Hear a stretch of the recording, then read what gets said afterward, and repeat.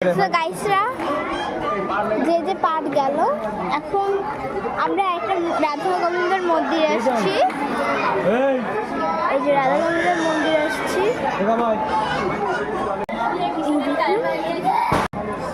So এখন এখানে অনেক ইট পাথর রয়েছে, সেগুলো বাধা পেরিয়ে আমরা সামনে যাচ্ছি। সো এই তো আমরা সামনে চলে আসছি, ঘুরে ঘুরে সামনে আসতে হয়। যা চলে আসছে না, ও মাই গড গাইসরা, এখানে বিশাল বিশাল বাথরুম বানানো হয়েছে। তো গাইসরা এখন আমরা যাচ্ছি। ছাড়ো,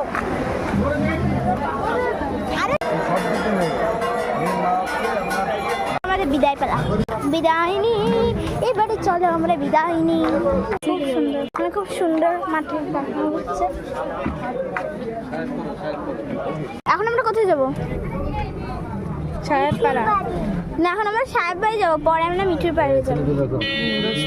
তো এখন আমাদের সাহেব বাড়ি যাই।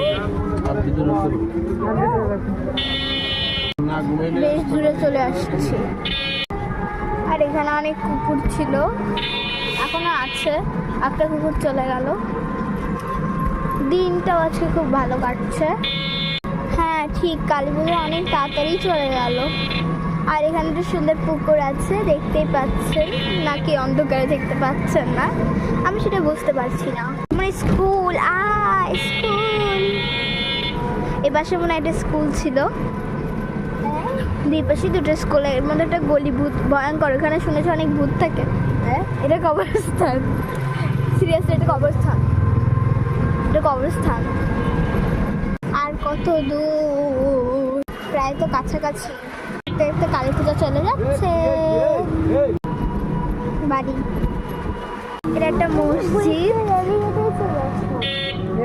প্যান্ডেল, ওই সামনে প্যান্ডেল, কত লাইট দেখতে পাচ্ছেন আপনারা।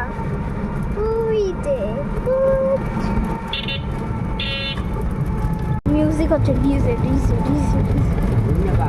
এই দেখেন গাইসরা, ও মাই গড, আর ওরে বাবা রে,